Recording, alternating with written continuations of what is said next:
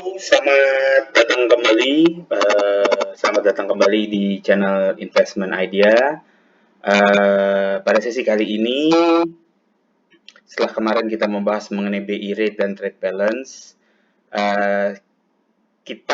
saya akan mencoba menjelaskan mengenai riset report mengenai ekonomi Indonesia di semester kedua setelah COVID-19. Riset report saya ini akhirnya sengaja saya buat dalam sebuah rekaman video karena untuk menanggapi beberapa pertanyaan dari mantan klien saya dan teman-teman saya mengenai apa arti-arti yang saya tulis di dalam riset report ini, karena ada mix antara pengetahuan umum biasa dan juga beberapa mengenai pengetahuan di dunia finansial.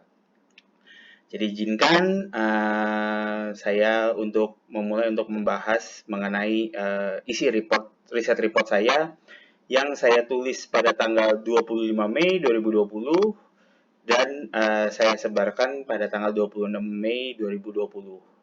Nah, judulnya adalah Ekonomi Indonesia di semester kedua setelah COVID-19. Riset report ini dibuat oleh Dimas Aryotejo. Jadi sebenarnya pada saat wabah COVID-19 mulai menjangkiti di seluruh dunia dan konfirmasi positif di Indonesia itu kan terjadi pada pertama kali pada awal bulan Maret. Kemudian diikuti dengan jatuhnya pasar saham di seluruh dunia, disertai tuntutan lockdown di seluruh dunia di beberapa negara dan juga di Indonesia oleh WHO. Oleh karenanya saya mencoba memberikan pandangan akan masalah lockdown dan kapan kemungkinan pandemi corona ini akan berakhir. Dua hal ini juga pernah saya berikan pendapat tersebut di pertengahan bulan Maret 2020 kepada beberapa teman. Oke, kita mulai. Ini adalah gambar mengenai kasus COVID. Data-data ini adalah per 13 Mei, sumber dari Detik. Di sini kita melihat bahwa total kasus di Indonesia saat itu adalah 15.438, kasus aktifnya di 11.000, kemudian ini yang sembuh 3.227, kemudian kalau tidak salah ini yang meninggal sebesar 1.028 per 13 Mei. Nah, apa sih bagaimana impact-nya Indonesia lockdown itu? Di sini kita bisa melihat langsung impact-nya karena saya langsung memberikan hasil gambar pergerakan finansial aset. Yang pertama adalah tanpa di lockdown pada saat Indonesia masih belum mendeklarasikan PSBB. Saya ingat sekali PSBB pertama kali itu dimulai di kota Jakarta, diumumkan oleh Pak Anies Baswedan sekitar tanggal 8 April. Nah,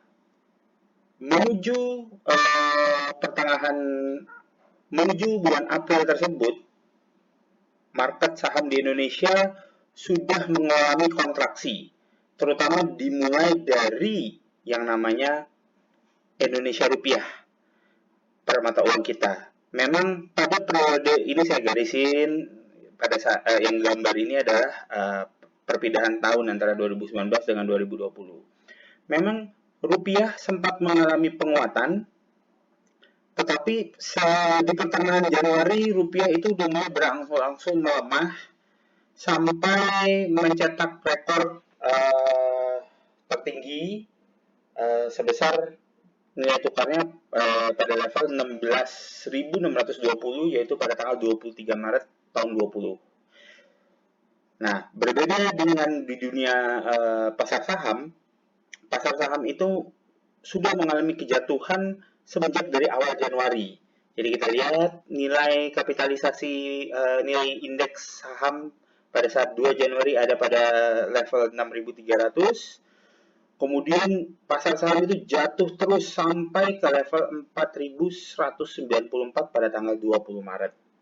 Jadi ini mengindikasikan bahwa memang terjadinya suatu kepanikan. Kepanikan itu terjadi karena adanya suatu ketidakpastian bagaimana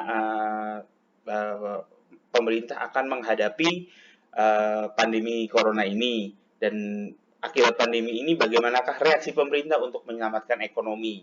Jadi memang ini hal yang biasa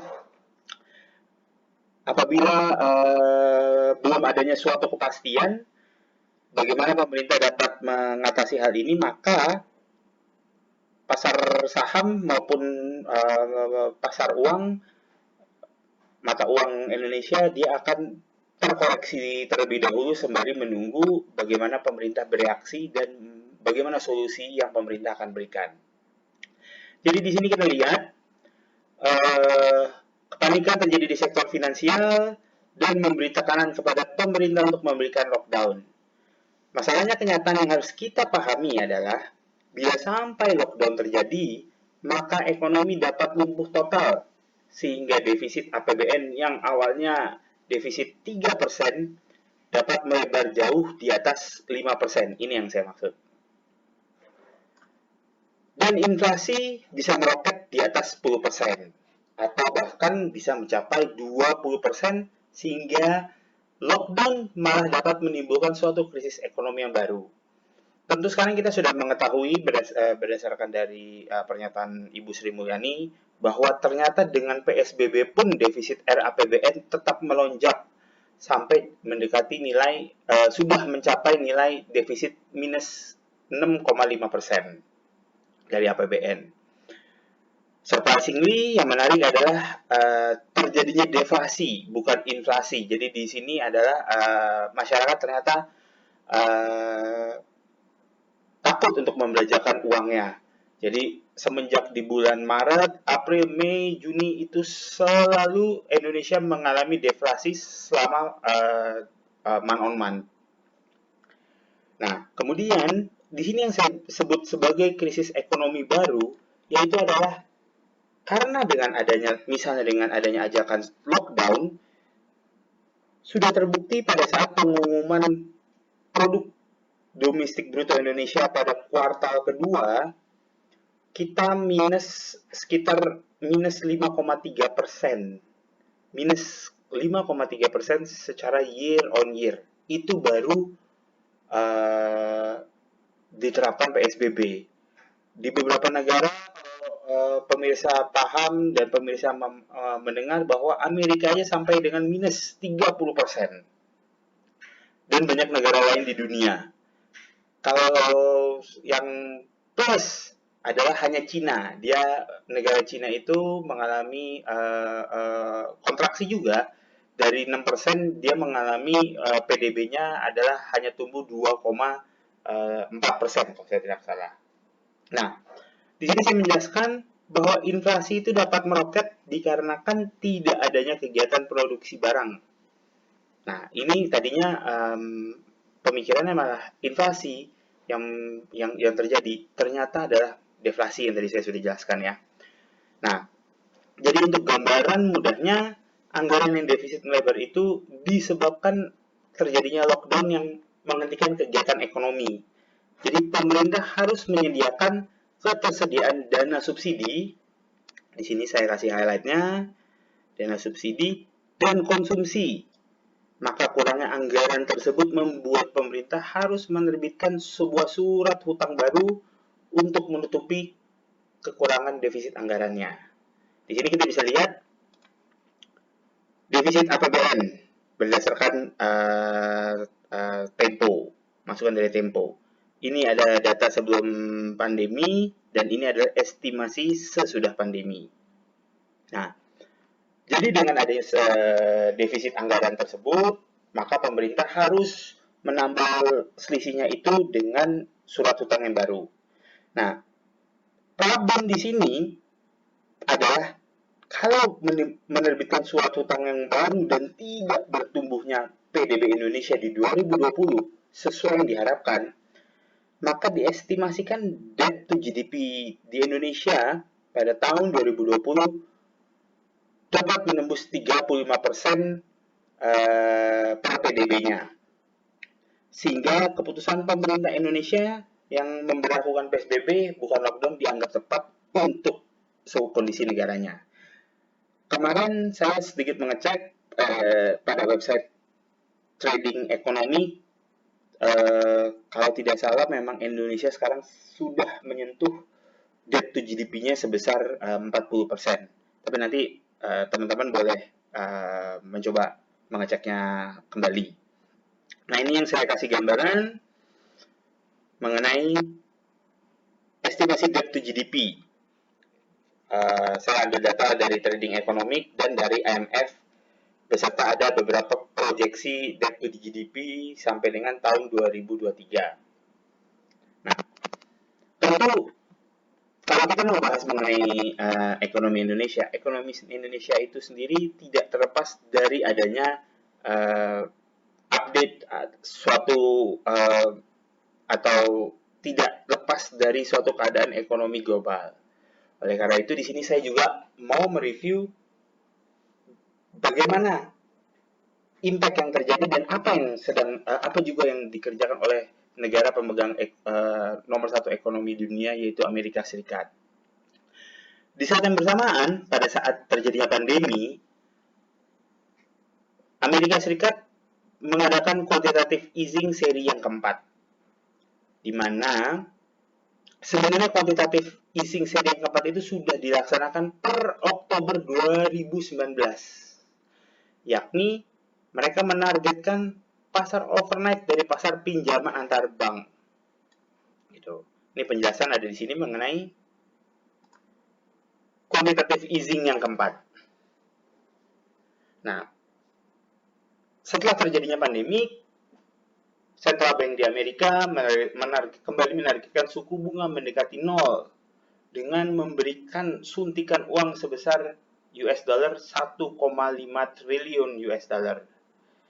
Dan mungkin akan terus disuntik ke pasar sampai dilihat oleh Bank Sentral Amerika stimulus dari Amerika itu sudah cukup untuk menggerakkan ekonomi di US.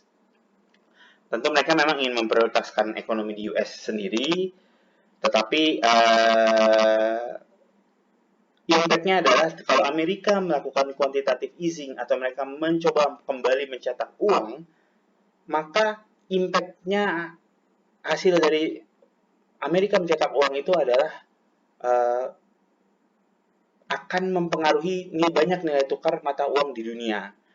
Jadi, contohnya adalah nilai dolar sendiri akan semakin. Jadi apa sih impact dari quantitative easing tersebut? Impact dari quantitative easing tersebut adalah nilai mata uang dolar Amerika Serikat akan turun dan banyak mata uang di dunia akan mengalami penguatan. Tentu kita semua beranggapan, wow, hebat dong ya kalau rupiah menyentuh sampai kembali ke misalnya nilai 12.000, 11.000 atau 10.000. Itu sebenarnya suatu pemikiran yang kurang tepat, dikarenakan kalau sampai kita menguat mata uangnya, maka ekspor kita akan menjadi mahal di luar negeri. Sehingga kalau ekspor menjadi mahal di luar negeri, kita akan menjadi negara net importer. Karena tentu dong dengan mata uang yang lebih murah, menguat atas dolar, kita dapat mengimpor barang yang tidak memberikan nilai tambah bagi perekonomian Indonesia. Oke, lanjut mengenai quantitative easing, saya ingin menjelaskan bahwa kemudian juga diikuti dengan menurunkan pencadangan dana overnight. Pencadangan dana overnight itu adalah antar bank itu ada kegiatan pinjam meminjam. Nah, ini adalah kegiatan pinjam meminjam overnight, di mana ditargetkan juga menjadi nol.